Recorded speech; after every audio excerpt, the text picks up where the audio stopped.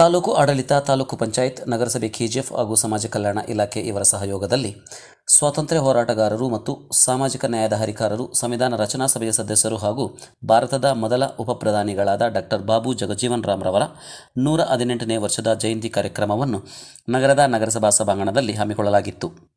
ಈ ಕಾರ್ಯಕ್ರಮದ ಅಧ್ಯಕ್ಷತೆಯನ್ನು ಕರ್ನಾಟಕ ಕರಕುಶಲ ಅಭಿವೃದ್ಧಿ ನಿಗಮದ ಅಧ್ಯಕ್ಷರು ಹಾಗೂ ಕ್ಷೇತ್ರದ ಶಾಸಕಿ ಡಾಕ್ಟರ್ ರೂಪಕಲಾ ಶಶಿಧರ್ ಅವರು ವಹಿಸಿಕೊಂಡಿದ್ದರು. ಈ ಕಾರ್ಯಕ್ರಮದಲ್ಲಿ ನಗರಸಭಾ ಅಧ್ಯಕ್ಷರಾದ ಇಂದಿರಾ ಗಾಂಧಿ ದಯಾಶಂಕರ್, ಉಪಾಧ್ಯಕ್ಷರಾದ ಜರ್ಮನ್ ಜೂಲಿಯಸ್, ಸ್ಥಾಯಿ ಸಮಿತಿ ಅಧ್ಯಕ್ಷರಾದ ಡಾಕ್ಟರ್ ವಳಲ್ ಮುನಿಸ್ವಾಮಿ, ತಹಸೀಲ್ದಾರ್ ನಾಗವೇಣಿ, ಪೌರಾಯುಕ್ತರಾದ Pawan Kumar, DYSP Pandaranga, EO Venkateshappa, CDPO Rajesh, ಸಮಾಜ ಕಲ್ಯಾಣ ಅಧಿಕಾರಿ ಅಂಜಲಿ ದೇವಿ, ನಗರಸಭಾ ಸದಸ್ಯರು, ಸಮುದಾಯದ ಮುಖಂಡರು ಹಾಗೂ ವಿವಿಧ ಇಲಾಖೆಗಳ ಅಧಿಕಾರಿಗಳು ಹಾಜರಿದ್ದರು. ಛಲದಿಂದ ಹೋರಾಟ, ಚಳುವಳಿ, ರ್ಯಾಲಿಗಳನ್ನು ಮಾಡ್ತಾ ಹೆಸರು ಪಡ್ಕೊಂಡು ಸಮಾಜದಲ್ಲಿ ಅಸ್ಪೃಶ್ಯತೆಯ ನಿವಾರಣೆಯ ಬಗ್ಗೆ ಹೆಚ್ಚಿನ ಒತ್ತನ್ನು ಕೊಟ್ಟಂತಹ ಮಹಾನ್ ವ್ಯಕ್ತಿ, ಧೀಮಂತ ನಾಯಕ, ದಲಿತ ಐಕಾನ್ ಅಂತ ಕರಿತೀವಿ. ಇವರು ಬೇಬಿ ಮಿನಿಸ್ಟರ್ ಅಂತಲೂ ಕರಿತೀವಿ. ಯಾಕಂದರೆ ಬಹಳ ಬೇಗ ಚಿಕ್ಕ ವಯಸ್ಸಿನಲ್ಲೇ ಮಿನಿಸ್ಟರ್ ಪದವಿಯನ್ನು ಪಡೆದಂಥವರು. ಸುಮಾರು ತಮ್ಮ ಒಂದು ಜೀವಮಾನದಲ್ಲಿ ಹೆಚ್ಚಿನ ಒಂದು ಕಾಲವನ್ನು ರಾಜಕೀಯದಲ್ಲೇ ಅನುಭವಿಸಿ ರಾಜಕೀಯ ಅನುಭವವನ್ನು ಪಡ್ಕೊಂಡಂಥವ್ರು. ಅನೇಕ ಕ್ಷೇತ್ರಗಳಲ್ಲಿ ಯಾವ ಕ್ಷೇತ್ರ ಕೊಟ್ಟರು ಎಲ್ಲದಕ್ಕೂ ಸೈ ಅನ್ನೋ ರೀತಿಯಲ್ಲಿ defence, communication, railway, food, health, agriculture, ಈಗ ಪ್ರತಿಯೊಂದರಲ್ಲೂ ಸಹ ಅವರು ಕ್ಷೇತ್ರದಲ್ಲಿ ಕಷ್ಟಪಟ್ಟು ಕೆಲಸ ಮಾಡಿ ದೇಶದ ಅಭಿವೃದ್ಧಿಗಾಗಿ ಸುಮಾರು ಕೆಲಸಗಳನ್ನು ಮಾಡಿದ್ದಾರೆ. ಹಾಗೂ ಇವರನ್ನ ಪೊಲಿಟಿಕಲ್ ಕಿಂಗ್ ಮೇಕರ್ ಅಂತ ಕರಿತೀವಿ. ಯಾಕಂದರೆ ಅಷ್ಟೊಂದು ಸುದೀರ್ಘವಾದಂತಹ ಅನುಭವ ಹೊಂದಿರುವಂತಹ ರಾಜಕಾರಣಿ ಇನ್ನೊಬ್ಬರಿಲ್ಲ ನಮ್ಮ ಭಾರತ ದೇಶದಲ್ಲಿ. ಇವರು ನಮ್ಮ ಭಾರತ ದೇಶದ ಅಮೂಲ್ಯವಾದಂತಹ ರತ್ನಗಳಲ್ಲಿ ಇವರು ಸಹ ಒಬ್ಬರು. ಇಂತಹ ಮಹನೀಯರ ಸಾಧನೆಯಿಂದನೇ ನಮಗೆ ನಿಜವಾಗ್ಲೂ ಅನೇಕ ಇಲಾಖೆಗಳಲ್ಲಿ ಸಾಮಾಜಿಕ, ಶೈಕ್ಷಣಿಕ ಮತ್ತು ಆರ್ಥಿಕ ಅಭಿವೃದ್ಧಿಗೆ ಅನೇಕ ಯೋಜನೆಗಳು ಬಂದಿದೆ. ನಮ್ಮ ಸಮಾಜ ಕಲ್ಯಾಣ ಇಲಾಖೆಯಿಂದಲೂ ಸಹ ಅನೇಕ ಯೋಜನೆಗಳನ್ನು ಈ ಒಂದು ವಿಷಯದಲ್ಲಿ ಕೊಡ್ತಾ ಬಂದಿದೆ. ಅದರಲ್ಲಿ ಮೊದಲನೇದಾಗಿ hostels, schools, residential schools, scholarships, prize money ಮತ್ತು ಲಾ ಓದುವಂತಹ ಮಕ್ಕಳಿಗೆ, SC/ST ಮಕ್ಕಳು ಯಾರಿದ್ರೂ ಸಹ ಲಾ ಪ್ರಾಕ್ಟೀಸ್ ಮಾಡುವಂತಹ ಮಕ್ಕಳಿಗೆ ಪ್ರತಿ ತಿಂಗಳಿಗೆ 10,000ದಂತೆ 2 ವರ್ಷಗಳ ಕಾಲ ಕೊಡ್ತೀವಿ. 1ನೇ ತರಗತಿಯಿಂದ ಪ್ರಾರಂಭವಾಗುವಂತಹ ಒಂದು ವಿದ್ಯಾರ್ಥಿ ವೇತನ ಏನಿದೆ, BE, MBBS, MBA ಮಾಡೋರಿಗೆ ಸುಮಾರು ಲಕ್ಷಗಳಲ್ಲಿ ಫ್ರೀಯಾಗಿ ಸ್ಕಾಲರ್ಶಿಪ್ ಸಿಗ್ತಾ ಇದೆ. ಫಾರಿನ್ ಎಜುಕೇಷನ್ ಬೇಕು ಎನ್ನುವಂತಹ ಬಡ ಮಕ್ಕಳಿಗೆ 100% ಅಪ್ ಟು 10 lakhsವರೆಗೂ 10 lakhs ಇನ್ಕಮ್ ಇರೋವರೆಗೂ 100% ಸ್ಕಾಲರ್ಶಿಪ್ ಸಿಗುತ್ತೆ. ಹೋಗೋ ಫ್ಲೈಟಿಂದ ಬರೋ ಫ್ಲೈಟಿಂದ ಹಿಡಿದು ಅಲ್ಲಿ ವಿದ್ಯಾಭ್ಯಾಸಕ್ಕೆ ಬೇಕಾಗಿರುವಂತಹ ಎಲ್ಲ ರೀತಿಯ ವ್ಯವಸ್ಥೆಯನ್ನು ಸಹ ಸರ್ಕಾರದಿಂದ ಫ್ರೀಯಾಗಿ ಮಾಡಿಕೊಡ್ತಾರೆ. ಅದರ ಜೊತೆಗೆ ಸಾಮಾಜಿಕ ಭದ್ರತೆಗಾಗಿ ಅನೇಕ ರೀತಿಯ ಒಂದು ಸವಲತ್ತುಗಳನ್ನು ಕೊಡ್ತಾ ಬಂದಿದೆ. ಕಾಲೋನೀಸ್ ಇಂಪ್ರೂವ್ಮೆಂಟ್ಸ್ಗೆ ಐಮಾಸ್ ಲೈಟಿಂಗ್ ಆಗಿರ್ಬೋದು, ರೋಡ್ಸು, ಡ್ರೈನ್ಸು, ಮನೆಗಳು ಕಟ್ಟಿಕೊಡೋದ್ರಿಂದ ಮತ್ತು ಸಮಾಜದಲ್ಲಿ ಭವನಗಳನ್ನು ಕಟ್ಟಿ ಅವರಿಗೆ ಅನೇಕ ರೀತಿಯ ಕಾರ್ಯಕ್ರಮಗಳನ್ನು ಮಾಡಿಕೊಳ್ಳಿಕ್ಕೆ ಅವಕಾಶವನ್ನು ಮಾಡಿಕೊಟ್ಟಿದೆ. ಮತ್ತು ಅನೇಕ ಒಂದು ಲೋನ್ಸ್ ಕೊಡ್ತಾರೆ, ಸಬ್ಸಿಡಿ ಲೋನ್ಸು. ಸುಮಾರು ಲೋನ್ಸ್ 90% ಸಬ್ಸಿಡಿ ಇದೆ, ಕೆಲವೊಂದು ಲೋನ್ಸ್ 50% ಸಬ್ಸಿಡಿ ಇದೆ. ಸಕಾಲದಲ್ಲಿ ಅಪ್ಲೈ ಮಾಡ್ಕೋಬೇಕು. ಅದರಲ್ಲೂ ಸಹ ಅನೇಕರು ಈಗಲೂ ಈ ಒಂದು ಪರಿಸ್ಥಿತಿಯಲ್ಲೂ ಸಹ ಸುಮಾರು ಜನ ಇನ್ಕಮ್ ಸರ್ಟಿಫಿಕೇಟ್ ಇಲ್ಲ, ಕ್ಯಾಸ್ಟ್ ಇಲ್ಲ, ಆ ರೀತಿಯ ಒಂದು ನಮ್ಗೆ ಯಾವುದು ಲೋನ್ ಸಿಗ್ತಾ ಇಲ್ಲ ಅನ್ನೋ ರೀತಿ ಸುಮಾರು ಸರ್ವೆ ಮಾಡಿದಾಗ ಸಿಗ್ತಾರೆ. ದಯವಿಟ್ಟು ವ್ಯಾಲಿಡ್ ಇನ್ಕಮ್ ಸರ್ಟಿಫಿಕೇಟ್ ಇಟ್ಕೊಳ್ಳಿ, ಆಧಾರ್ ಕಾರ್ಡ್ ಇಟ್ಕೊಳ್ಳಿ, ಬ್ಯಾಂಕ್ ಪಾಸ್ಬುಕ್ ಇಟ್ಕೊಳ್ಳಿ, ಮತ್ತು ಕ್ಯಾಸ್ಟ್ ಸರ್ಟಿಫಿಕೇಟ್ ಇಟ್ಕೊಳ್ಳಿ. ಸುಮಾರು ಲೋನ್ಸ್ ಇದೆ.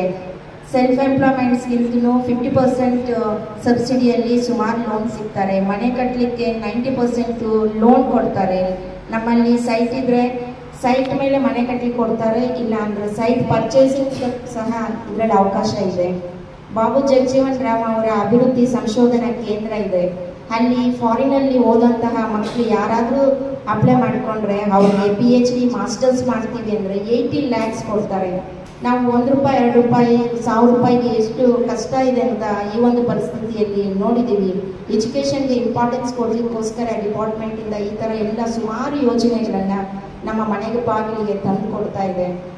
ಏನು ಅವೇರ್ನೆಸ್ ತುಂಬ ಇಂಪಾರ್ಟೆಂಟ್ ಅಂತ ಅನಿಸುತ್ತೆ. ಪ್ರತಿಯೊಬ್ಬರಿಗೂ ಎಜುಕೇಷನ್ಗೆ ಇಂಪಾರ್ಟೆನ್ಸ್ ಕೊಟ್ಟು, ಯಾಕಂದರೆ ಇಂಥ ಮಹಾನ್ ವ್ಯಕ್ತಿಗಳು ಅವರ ಸಾಧನೆ ಅವರ ಜೀವನ ಪರ್ಯಂತ ಅವ್ರು ಪಟ್ಟಂತಹ ಕಷ್ಟ ಏನಂದರೆ ದಲಿತ, ಬಡವರು, ದೀನರು, ಹೆಣ್ಮಕ್ಳು ಈ ಒಂದು ಸಮಾಜದ ಮುಖ್ಯವಾಹಿನಿಗೆ ತರಬೇಕಾದ್ರೆ ಶೈಕ್ಷಣಿಕವಾಗಿ, ಸಾಮಾಜಿಕವಾಗಿ, ಆರ್ಥಿಕವಾಗಿ ಅವರನ್ನು ಈ ಒಂದು ಮುಖ್ಯವಾಹಿನಿಗೆ ತರಬೇಕಾದ್ರೆ ವಿದ್ಯಾಭ್ಯಾಸ ತುಂಬ ಇಂಪಾರ್ಟೆಂಟು, ಎಜುಕೇಷನ್ ಇಂಪಾರ್ಟೆನ್ಸ್ ಹೇಳಿದ್ರು. ಯಾಕಂದರೆ BSc ಪದವಿ ಪಡ್ಕೊಂಡಿದ್ದಕ್ಕೆ ಗ್ರೀನ್ ರೆವಲ್ಯೂಷನ್ ಬಗ್ಗೆ ಬಹಳ ಬೇಗ ಅವರಿಗೆ ಅರ್ಥ ಆಯಿತು. ಬಹಳ ಬೇಗ ಆಹಾರಕ್ಕಾಗಿ ಹಾಹಾಕಾರ ಇದ್ದಂತಹ ಸಮಯದಲ್ಲಿ ಯಥೇಚ್ಛವಾಗಿ ಗೋಧಿ, ಅಕ್ಕಿ, ಕಬ್ಬನ್ನು ಬೆಳೆದು ನಮ್ಮ ದೇಶ ಒಂದು ಬಡತನದಲ್ಲಿದ್ದಂತಹ ದೇಶ, ಆಹಾರದಿಂದ ತುಂಬಾ ಇದರ ಪರಿತಪಿಸ್ತಾ ಇದ್ದಂತಹ ದೇಶವನ್ನು ಅವರು ಕಾಪಾಡಲಿಕ್ಕೆ ಹೆಚ್ಚಿನ ಒಂದು ಒಲವನ್ನು ತೋರಿಸಿದ್ರು. ಎಜುಕೇಷನ್ಗೆ ಇಷ್ಟು ಇಂಪಾರ್ಟೆನ್ಸ್ ಇದೆ. ನಮ್ಮ ದೈನನಿತ್ಯದ ಎಲ್ಲ ಕಾರ್ಯಕ್ರಮಗಳಿಗೂ ಸಹ ಬೇಕಾಗುವಂತಹ ಎಲ್ಲ ಯೋಜನೆಗಳು ಸಹ ಸರ್ಕಾರದಿಂದ ಸಿಗುತ್ತೆ. ದಯವಿಟ್ಟು ಅದರ ಸದುಪಯೋಗ ಪಡಿಸ್ಕೊಳ್ಳಿ ಅಂತ ಈ ವೇದಿಕೆ ಮೂಲಕ ತಮ್ಮೆಲ್ಲರಿಗೂ ಸಹ ಕಳಕಳಿಯಾಗಿ ಬೇಡ್ಕೊತಾ ಇದ್ದೀನಿ. Thank you. ಗಾಂಧೀಜಿ ಆದ್ಮೇಲೆ ಬಾಪು ಅಂತ ಕರೆಸ್ಕೊಂಡಿದ್ದಂತ ಒಂದು ಧೀಮಂತ ನಾಯಕ. ಗಾಂಧೀಜಿಯವ್ರನ್ನ ಎಲ್ಲರೂ ಬಾಪು ಅಂತ ಕರೀತಾ ಇದ್ರು. ಗಾಂಧೀಜಿ ಆದ್ಮೇಲೆ ಒಂದು ಬಾಪು ಅಂತ ಕರೆಸ್ಕೊಂಡಂತ ಧೀಮಂತ ನಾಯಕರು ರಾಜಕಾರಣಿಯಾಗಿ ಉಳಿಲಿಲ್ಲ. ಕೆಲವೊಂದು ಸಾಧನೆಗಳನ್ನ ಮಾಡ್ತಾ ಸರ್ಕಾರದಲ್ಲಿ ಬಿಹಾರ ಅನ್ನುವಂಥ ರಾಜ್ಯದಿಂದ ಬಂದಿದ್ದಾರೆ. ಇವತ್ತು ಆ ರಾಜ್ಯ ಇನ್ನೂ ಕೂಡ ಏಳಿಗೆ ಆಗಲಿಲ್ಲ ಅಂತ ಹೇಳ್ತಾರೆ. ಅಂದ್ರೆ ಕರ್ನಾಟಕದ ಮಟ್ಟಿಗೆ ಅಥವಾ ಬೇರೆ ರಾಜ್ಯಗಳ ಮಟ್ಟಕ್ಕೆ ಆ ರಾಜ್ಯನ ಇನ್ನೂ ಮುಂದುವರಿಸಲಿಲ್ಲ. ಬಹಳ ಜನ ಕಾರ್ಮಿಕರು ಎಲ್ಲ ಕಡೆಗೂ ಬರ್ತಾ ಇರ್ತಾರೆ. ನೋಡಿದಾಗ ಬಿಹಾರದಿಂದ ಬಂದಿದ್ದೀವಿ ಅಂತ ಹೇಳ್ತಾ ಇರ್ತಾರೆ. ಯಾಕೆ ಅಂದ್ರೆ ಇವತ್ತು ಕೂಡ ಅದಕ್ಕೆ ನ್ಯಾಯ ಸಿಗ್ಲಿಲ್ಲ. ಅಸ್ಪೃಶ್ಯದ ನೋವನ್ನ ನುಗ್ಗಿ ಮತ್ತೆ BSc ಪದವಿಯನ್ನ ಪಡೆದು ಕಲ್ಕತ್ತಾ ಯೂನಿವರ್ಸಿಟಿಯಲ್ಲಿ ಬಹಳ ಜನ ಒಡನಾಟವನ್ನ ಇಟ್ಕೊಂಡು ಅವರು ವಿದ್ಯಾವಂತರ ಆಗ್ತಾ ಜನರ ಸಮಸ್ಯೆಗಳಿಗೆ, ಸ್ಪೃಶ್ಯ ಸಮಸ್ಯೆಗಳು ಏನಿತ್ತು, ಅವತ್ತಿನ ಕಾಲಕ್ಕೆ ಇದ್ದಂತಹ ನೋವನ್ನ ಯಾವ ರೀತಿ ಸರಿಪಡಿಸ್ಬೋದು ಅಂತ ಒಂದು ದೂರದೃಷ್ಟಿ ಇಟ್ಕೊಂಡು ಸೇವೆಯನ್ನ ಮಾಡಿಕೊಂಡು ಬರ್ತಾರೆ. ಬಹಳ ಚಿಕ್ಕ ವಯಸ್ಸಿಗೆ ಶಾಸಕರಾಗ್ತಾರೆ. 28ನೇ ವಯಸ್ಸಿಗೆ ಶಾಸಕರಾಗ್ತಾರೆ. ಸುದೀರ್ಘವಾಗಿ 40 ವರ್ಷಗಳ ಕಾಲ ಸದಸ್ಯರಾಗ್ತಾರೆ. ಪಾರ್ಲಿಮೆಂಟ್ ಮೆಂಬರ್ ಆಗಿ ಸೇವೆ ಮಾಡ್ಕೊಂಡು ಬರ್ತಾರೆ. ಅವರಿಗೆ ಬಹಳ ಅನುಭವ ಹೇಗಿದೆ ಅಂತಂದ್ರೆ ಸರ್ಕಾರದಲ್ಲಿ ಉಪ ರಾಷ್ಟ್ರಪತಿಯಾಗಿ ಸೇವೆಯನ್ನ ಮಾಡಲಿಕ್ಕೆ ದೇವರು ಅವರಿಗೆ ಅವಕಾಶ ಕೊಡ್ತಾರೆ. ಅದಾದ್ಮೇಲೆ ಹೇಗೆ ನಾವು ಸಂವಿಧಾನದ ಶಿಲ್ಪಿ ಅಂತ ಕರಿತೀವಿ, ಇವ್ರನ್ನ ಕಾರ್ಮಿಕ ಇಲಾಖೆಯ ಶಿಲ್ಪಿ ಅಂತ ಕೂಡ ಕರೀತಾರೆ ಸರ್ಕಾರ ಇವರಿಗೆ. ಯಾಕಂದ್ರೆ ಇವರಿಗೆ ಕೆಲವೊಂದು ಅಧಿಕಾರನ ಅಲಂಕರಿಸಿದಾಗ, ಕೆಲವೊಂದು ಜವಾಬ್ದಾರಿಯನ್ನ ಕೊಟ್ಟಾಗ, ಪೋರ್ಟ್ಫೋಲಿಯೋಸ್ ಕೊಟ್ಟಾಗ ಅದರಲ್ಲಿ ತಂದಂತ ಸುಧಾರಣೆಗಳನ್ನ ನೋಡಿ ಅವರನ್ನು ಕೂಡ ಕಾರ್ಮಿಕ ಇಲಾಖೆಯಲ್ಲಿ ತಂದಂತ ಸುಧಾರಣೆಗಳನ್ನ ನೋಡಿ ಕಾರ್ಮಿಕ ಇಲಾಖೆಯ ಶಿಲ್ಪಿ ಅಂತ ಕರೀತಾರೆ. ಅದೇ ಅಲ್ಲದೆ ಹಸಿರು ಕ್ರಾಂತಿಯ ಅಧಿಕಾರ ಅಂತ ಹೇಳ್ತಾರೆ. ನಮ್ಗೆ ಸ್ವತಂತ್ರ ಸಿಕ್ಕ ನಂತರ ಎಷ್ಟೋ ವರ್ಷಗಳ ಕಾಲ ನಾವು ಬರಗಾಲದಿಂದ ತತ್ತರಿಸ್ತೀವಿ. ಮಳೆ ಇರಲ್ಲ, ಬೆಳೆ ಇರಲ್ಲ, ಸರಿಯಾದ ರೀತಿ ವೈಜ್ಞಾನಿಕವಾಗಿರುವಂತ ಕೃಷಿ ವ್ಯವಸ್ಥೆನ ನಾವು ಅಳವಡಿಸ್ಕೊಳ್ದೇ ಇರೋದ್ರಿಂದ ಬಹಳ ವರ್ಷಗಳ ಕಾಲ ನಮಗೆ ತುಂಬಾ ಕಷ್ಟ ಆಗುತ್ತೆ. ಅಂತ ಸಂದರ್ಭದಲ್ಲಿ ಅವರು ಕೃಷಿ ಮತ್ತೆ ಆಹಾರ ಇಲಾಖೆಯ ಮಂತ್ರಿಗಳಾಗಿರ್ತಾರೆ. ಅಂತ ಸಂದರ್ಭದಲ್ಲಿ ಕೃಷಿ ಇಲಾಖೆನ ಯಾವ ರೀತಿ ನಾವು ಸುಧಾರಣೆಯನ್ನ ತರ್ಬೋದು, ಆಹಾರ ಧಾನ್ಯಗಳ ಇರುವಂತ ಸಮಸ್ಯೆಗಳನ್ನ ಯಾವ ರೀತಿ ನಾವು ಸುಧಾರಣೆ ಮಾಡ್ಬೋದು ಅನ್ನುವಂಥ ಸಂದರ್ಭದಲ್ಲಿ ಅವ್ರದೇ ಆದ ರೀತಿಯಲ್ಲಿ ಅವರ ಅನುಭವದ ಮೇಲೆ ಕೆಲವೊಂದು ಸುಧಾರಣೆಗಳನ್ನ ಕೃಷಿ ಇಲಾಖೆಯಲ್ಲಿ ತರ್ತಾರೆ. ಅದಾದ್ಮೇಲೆ ವೈಜ್ಞಾನಿಕವಾಗಿರುವಂತ ಬೆಳೆಯನ್ನ ಬೆಳೀಲಿಕ್ಕೆ ಏನೆಲ್ಲ ದಾರಿಯನ್ನು ಹುಡುಕುವಂತ ಪ್ರಯತ್ನ ಮಾಡ್ತಾರೆ. ಆಹಾರ ಧಾನ್ಯಗಳ ಕೊರತೆಯನ್ನ ನಿಲ್ಲಿಸ್ತಾರೆ. ಅದಕ್ಕೆ ಹಸಿರು ಕ್ರಾಂತಿ ಅಧಿಕಾರ ಅಂತ ಅವ್ರನ್ನ ಕರೀತಾರೆ. ಹಸಿರು ಕ್ರಾಂತಿ ಅಧಿಕಾರ ಅಂತಂದ್ರೆ ಗ್ರೀನ್ ರೆವಲ್ಯೂಷನ್ ನ ಯಾವ ರೀತಿ ಅವರು ತರ್ತಾರೆ, ಏನು ವ್ಯವಸ್ಥೆನ ಅವರು ಅಳವಡಿಸ್ತಾರೆ, ಯಾವ ರೀತಿ ಇಡೀ ದೇಶ ಬರೀ ಒಂದು ರಾಜ್ಯಕ್ಕೆ ಅವರು ಯಾವುದೇ ಒಂದು ವ್ಯವಸ್ಥೆಯನ್ನ ತರಲ್ಲ. ಇಡೀ ದೇಶ ತತ್ತರಿಸ್ತಾ ಇರುತ್ತೆ, ಬರಗಾಲದಿಂದ ತತ್ತರಿಸ್ತಾ ಇರುತ್ತೆ. ಮಳೆ ಇರಲ್ಲ, ಬೆಳೆ ಇರಲ್ಲ, ರೈತರಲ್ಲಿ ಆತಂಕ, ಆಮೇಲೆ ಗುಳೆ ಹೋಗ್ತಾರೆ. ಅದಾದ್ಮೇಲೆ ಸಾವು ನೋವುಗಳ ಸಂಕಷ್ಟ ಕೂಡ ಜಾಸ್ತಿ ಆಗಿರುತ್ತೆ. ಅಂತ ಸಂದರ್ಭದಲ್ಲಿ ಧೃತಿಗೆಡದೆ ಒಂದು ವ್ಯವಸ್ಥೆನ ಸುಧಾರಿಸ್ತಾರೆ ಅಂತಂದ್ರೆ ಹಸಿರು ಕ್ರಾಂತಿಯನ್ನ ತರ್ತಾರೆ. ಯಾವ ರೀತಿ ನಾವು ಹಸಿರು ಕ್ರಾಂತಿಯನ್ನ ತರ್ಬೋದು, ಯಾವ ರೀತಿ ಬರೀ ಮನುಷ್ಯರಿಗೆ ಕಷ್ಟ ಆಗಿರಲ್ಲ, ಪ್ರಾಣಿಗಳಿಗೂ ಕೂಡ ಯಾವ ಹಸುಗಳಿರ್ತವೆ, ಹಸುಗಳನ್ನ ನಂಬ್ಕೊಂಡು ಎಷ್ಟೋ ಕುಟುಂಬಗಳು ಜೀವನ ಮಾಡ್ತಾ ಇರುತ್ತೆ, ಕುರಿಗಳನ್ನ ನಂಬ್ಕೊಂಡು ಜೀವನ ಮಾಡ್ತಾ ಇರುತ್ತೆ. ಅಂತವರ ಜೀವನನ ಹೆಂಗ್ ಸುಧಾರಿಸ್ಬೋದು ಅಂತ ಅಂದ್ಬಿಟ್ಟು ಅವರಿಗೇನೆ ತುಂಬಾ ಯೋಚನೆ ಮಾಡುವಂತ ಸಂದರ್ಭದಲ್ಲಿ ಅವರು ತಂದಂತ ಕೆಲವೊಂದು ಸುಧಾರಣೆಗಳು ಮತ್ತಿನ್ಯಾರು ಮಾಡ್ಲಿಕ್ಕೆ ಆಗಲ್ಲ.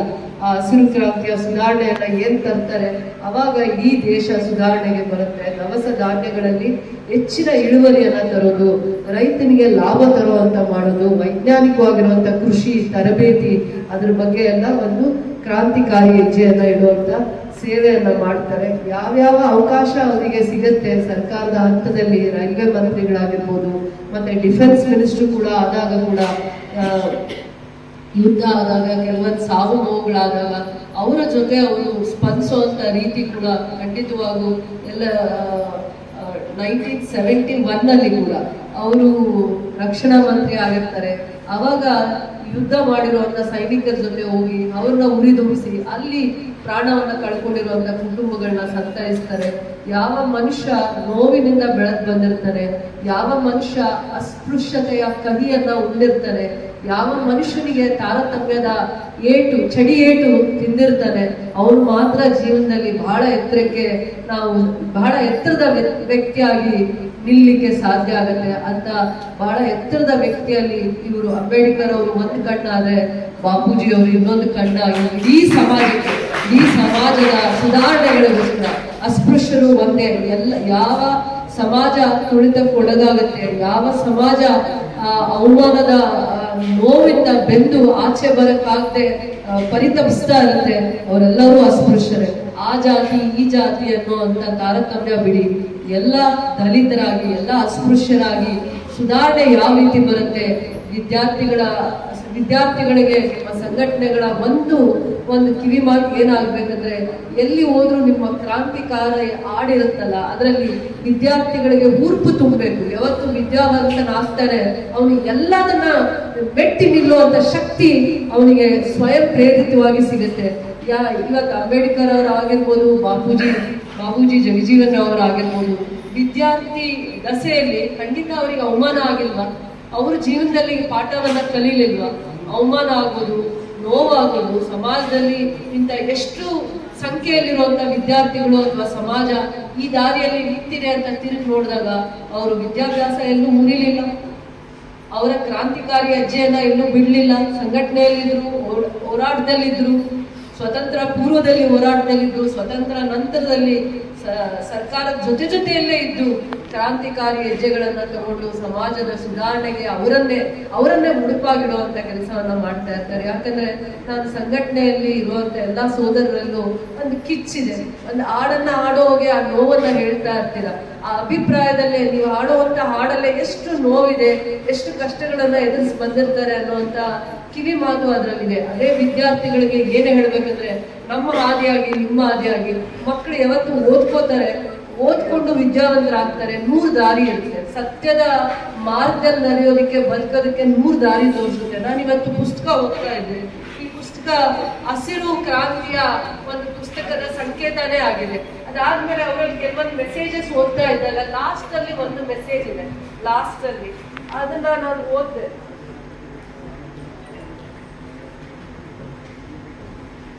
Truth is one way, truth is one, ways are many. ಅಂದ್ರೆ ಸತ್ಯದ ಮಾರ್ಗದಲ್ಲಿ ನಡೆಯುವಂತವರಿಗೆ ಸತ್ಯ ಒಂದೇ ಆಗಿರುತ್ತೆ, ದಾರಿ 3 ಆಗಿರುತ್ತೆ. ಅಂದ್ರೆ ವಿದ್ಯಾವಂತರು ಯಾರು ಆಗ್ತಾರೆ, ಯಾರು ಕಷ್ಟದಿಂದ ಬಂದಿರುವಂತ ಒಬ್ಬ ವಿದ್ಯಾವಂತನಾದಾಗ ಖಂಡಿತವಾಗೂ ಅವರು ಸಮಾಜಕ್ಕೆ ಕೊಡುಗೆಯನ್ನ ಕೊಡ್ತಾರೆ.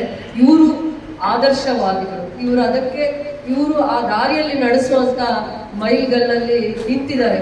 ಇಡೀ ಮಾನವರಾಗಿರುವಂತದ್ರಲ್ಲಿ ವಿಶ್ವಮಾನವ ಅಂತ ಗುರುತಿಸ್ಕೊಂಡಾಗ ಇವರ ಆದರ್ಶಗಳು, ಇವರ ತತ್ವಗಳು, ಇವರು ನಡೆದಂತ ದಾರಿ, ಇವರು ಬಂದಂತ ಕಷ್ಟಗಳಲ್ಲಿ ನಡ್ಕೊಂಡು ಬಂದಂತ ದಾರಿಯಲ್ಲಿ ಇವರು ಅನುಭವಿಸಿದಂತ ಅವಮಾನ, ನೋವು, ಅದಾದ್ಮೇಲೆ ಅವರು ಬೇರೆ ಇನ್ಯಾರಿಗೂ ಅವಮಾನ ಮಾಡಬೇಕು, ಬೇರೆ ಇನ್ಯಾರಿಗೂ ತೊಂದರೆ ಮಾಡಬೇಕು ಅನ್ನುವಂತ ದಾರಿಯಲ್ಲಿ ಬದುಕಲಿಲ್ಲ.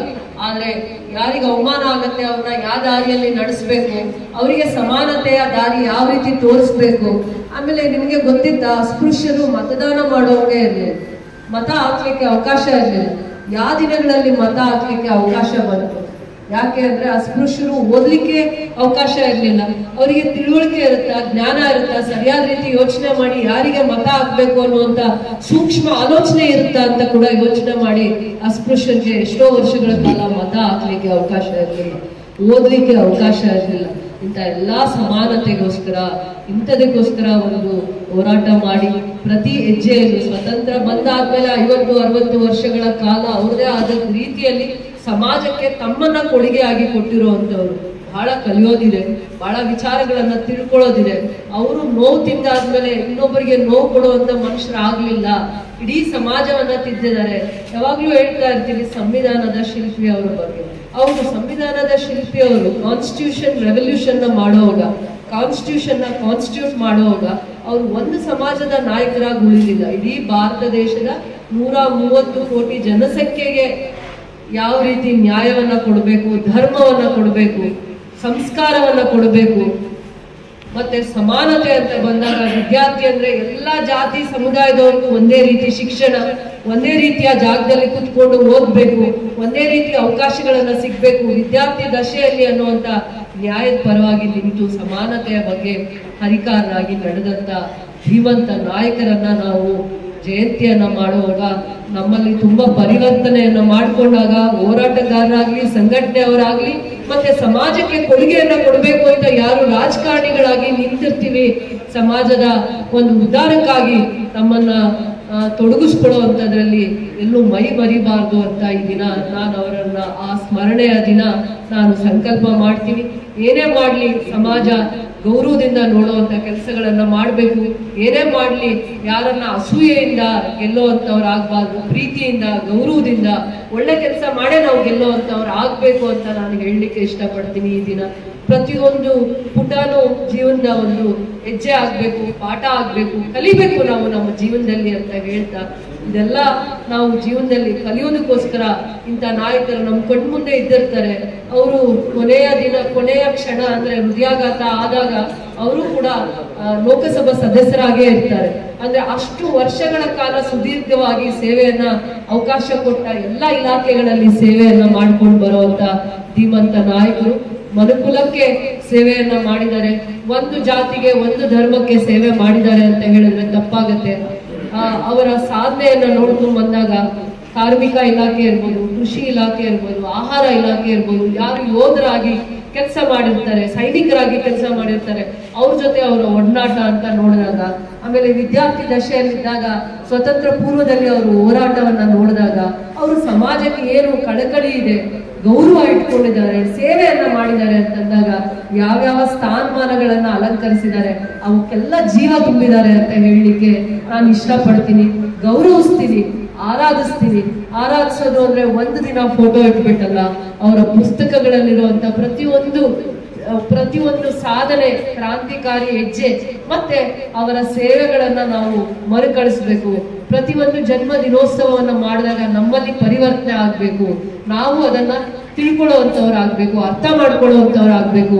ನಾವು ಯಾವ ರೀತಿ ಸೇವೆ ಮಾಡ್ಬೇಕು, ನಮ್ಮಲ್ಲಿ ಏನ್ ಬದಲಾವಣೆಯನ್ನ ತರಬೇಕು, ಯಾವತ್ತು ವಿಜೃಂಭಣೆ ಯಾವ ರೀತಿ ಆಗ್ಬೇಕಂದ್ರೆ ಪುಸ್ತಕದಲ್ಲಿ ಎಲ್ಲೋ ಒಂದ್ ಕಡೆ ಒಂದ್ ಅಕ್ಷರ ಆದ್ರೂ ನಮ್ಮನ್ನ ತಿಳ್ಕೊಳ್ಳೋ ಹಾಗೆ ನಾವು ವಿಜೃಂಭಣೆ ಆಚರಣೆ ಆಗ್ಬೇಕು. ಆಚರಣೆ ಅಂದ್ರೆ ಬೇರೆ ರೀತಿ ಅನ್ಕೊಂಡಿದೀವಿ, ಖಂಡಿತ ನಾವು ಯಾವ ಆಚರಣೆ ಮಾಡಿದ್ದಾರೆ, ಅವರ ಸುದೀರ್ಘವಾಗಿರುವಂತಹ ರಾಜಕೀಯ ಜೀವನದಲ್ಲಿ ಸುದೀರ್ಘವಾಗಿರುವಂತಹ ಚರಿತ್ರೆಯನ್ನು ಸೃಷ್ಟಿ ಮಾಡಿದ್ದಾರೆ. ಎಲ್ಲಾದ್ರೂ ಅವರು ವಿಜೃಂಭಣೆಯಾಗಿ ಯಾವ್ದಾದ್ರು ಕಾರ್ಯಕ್ರಮ ಮಾಡಿದ್ದಾರೆ, ಆಚರಣೆ ಮಾಡಿದ್ದಾರೆ ಅಂತ ಇದೆಯಾ? ಹೋರಾಟ ಮಾಡಿದ್ದಾರೆ, ನ್ಯಾಯಕ್ಕೋಸ್ಕರ, ಸಮಾನತೆಗೋಸ್ಕರ, ಅಸ್ಪೃಶ್ಯತೆಗೋಸ್ಕರ ಹೋರಾಟ ಮಾಡಿದ್ದಾರೆ, ಧ್ವನಿ ಎತ್ತಿದ್ದಾರೆ, ಅವಕಾಶ ಸಿಕ್ಕಾಗ ಸೇವೆ ಮಾಡಿದ್ದಾರೆ ಅಂತಾನೆ ಇದೆ ಕಾರ್ಯಕ್ರಮಗಳಲ್ಲಿ. ಅದನ್ನ ನಾವು ಅರ್ಥ ಮಾಡ್ಕೊಳ್ಳುವಂತವ್ರು ಆಗ್ಬೇಕು. ತಪ್ಪಾಗುತ್ತೆ, ಸರಿ ಮಾಡ್ಕೊಂಡು ಹೋಗ್ಬೇಕು. ನನ್ನಲ್ಲಿ ತಪ್ಪಾದಾಗ ನನ್ನ ಸೋದರರಾಗಿರುವಂತ ನೀವು ನನ್ನನ್ನ ತಿದ್ಕೊಂಡು ಜೊತೆಯಲ್ಲಿ ಕರ್ಕೊಂಡು ಹೋಗುವಂತವ್ರು ನೀವು ಆಗ್ಬೇಕು. ತಿದ್ಕೊಳ್ಳುವಂತ ಸ್ವಭಾವ ನಂದು ಇರ್ಬೇಕು ಅಂತ ಹೇಳ್ತಾ ಇವತ್ತಿನ ಈ ಕಾರ್ಯಕ್ರಮ ಅರ್ಥಪೂರ್ಣವಾಗಿರುವಂತ ಕಾರ್ಯಕ್ರಮ. ಜಯಂತಿಯನ್ನ ಆಚರಣೆ ಮಾಡಿದೀವಿ.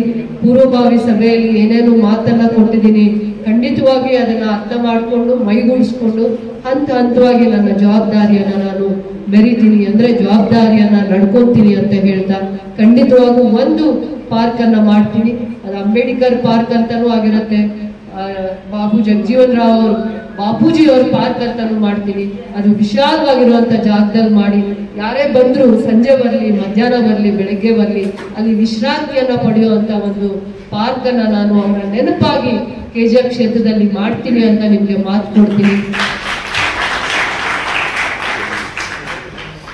ಖಂಡಿತವಾಗೂ ಮುಂದಿನ ವಿದ್ಯಾರ್ಥಿಗಳಿಗೆ ಯಾವ್ದಾದ್ರೂ ಒಂದು ರೀತಿ ಇವರಿಬ್ಬರ ಧೀಮಂತ ನಾಯಕರ ಚರಿತ್ರೆ ಒಂದು ನಾನು ಸಂಕೀರ್ಣವನ್ನ ಮಾಡ್ತೀನಿ ಅಂಬೇಡ್ಕರ್ ಅವರ ನೆನಪುಗಳಲ್ಲಿ. ಅಂತ ಜಾಗದಲ್ಲಿ ಚರಿತ್ರೆಯನ್ನ ಸೃಷ್ಟಿ ಮಾಡಿರುವಂತ ಇನ್ನೂ ಹಲವು ನಾಯಕರು, ಹಲವು ಧೀಮಂತರ ಚರಿತ್ರೆಯನ್ನ ವಿದ್ಯಾರ್ಥಿಗಳಿಗೆ ಅನುಕೂಲ ಆಗುವಂತ ಒಂದು ಸಂಕೀರ್ಣವನ್ನ ಮಾಡಿ, ಲೈಬ್ರರಿಯನ್ನ ಮಾಡಿ, ಮತ್ತೆ ಅವರ ವಿದ್ಯಾರ್ಥಿಗಳು ಅದನ್ನ ನೋಡ್ಲಿಕ್ಕೆ ಬಂದಾಗ ಅವರ ಚರಿತ್ರೆ ಒಂದು 5ರಿಂದ 10 ನಿಮಿಷ, ಒಂದು 5ರಿಂದ 10 ನಾಯಕರ ಒಂದು ಲೈಫ್ ಹಿಸ್ಟ್ರಿ ಒಂದು ಆಡಿಟೋರಿಯಂನ ಮಾಡಿ ವಿದ್ಯಾರ್ಥಿಗಳು ಬಂದಾಗ ಅವ್ರನ್ನ ಹುರಿದುಂಬಿಸ್ಬೇಕು ಅಂತ ಒಂದು ಇದನ್ನ ನಾನು ಖಂಡಿತ ನಾವು 8 ಎಕರೆ ಜಾಗ ಅಂಬೇಡ್ಕರ್ ಅವ್ರ ಸ್ಮಾರಕಕ್ಕೆ ಮಾಡಿದೀನಿ. ಇಂಥ ಎಲ್ಲ ಕಾರ್ಯಕ್ರಮಗಳನ್ನ ಒಳಗೊಂಡಿರುವಂಥದ್ದನ್ನ ನಿಮ್ಮ ಅಭಿಪ್ರಾಯಗಳ ಜೊತೆ ನಿಮ್ ಜೊತೆ ಚರ್ಚೆ ಮಾಡಿ ಸುದೀರ್ಘವಾಗಿ ಚರಿತ್ರೆಯಲ್ಲಿ ಮುಂದೋಗುವಂತ ಇಂಥ ಒಂದು ಆಡಿಟೋರಿಯಂನ ಸಂಸ್ಥೆನ ಕಟ್ಟಿ ಮತ್ತೆ ಮುಂದಿನ ಜನಾಂಗಕ್ಕೆ, ಮುಂದಿನ ವಿದ್ಯಾರ್ಥಿಗಳಿಗೆ ಏಳಿಗೆಗೆ ಒಳ್ಳೇದಾಗುವಂತ ಒಂದು ನಡೆಯಲ್ಲಿ ನಾನು ನಡೀತೀನಿ ಅಂತ ಹೇಳಿ ನಿಮ್ಗೆ ಮಾತು ಕೊಡ್ತಾ ಇರ್ತೀನಿ. ಈ ದಿನ ಬಹಳ ನೀವೆಲ್ಲರೂ ಕೂಡ ಅರ್ಥಪೂರ್ಣವಾಗಿರುವಂತಹ ಕಾರ್ಯಕ್ರಮಕ್ಕೆ ಭಾಗಿಯಾಗಿದ್ದೀರಾ. ನಿಮ್ಮೆಲ್ಲರಿಗೂ ಕೂಡ ಹೃದಯಪೂರ್ವಕವಾಗಿರುವಂತಹ ಧನ್ಯವಾದಗಳನ್ನ ಹೇಳಲಿಕ್ಕೆ ಅರ್ಪಿಸ್ಲಿಕ್ಕೆ ಇಷ್ಟಪಡ್ತೀನಿ.